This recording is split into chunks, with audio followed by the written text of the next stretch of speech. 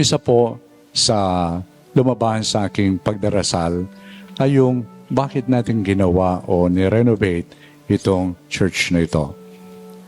At yung lumabas because we want to remain in love.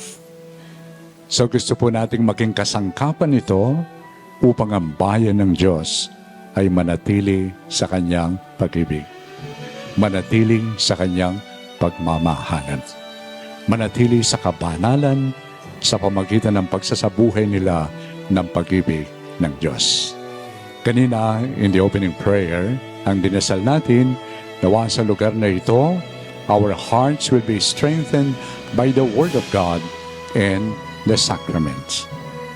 Sa simbahan po, sa church, meron tayong lugar na kung saan pinapahayag ang salita ng Diyos. At meron tayong altar kung saan sinasagawa natin yung huling hapunan. During this dedication, of course, the prominence is given to the altar. I will anoint the altar dahil yun ay simbolo ni Kristo. Siya ang mukha ng pag-ibig ng Diyos. At si Kristo rin ang magpapanatili sa atin sa pag-ibig.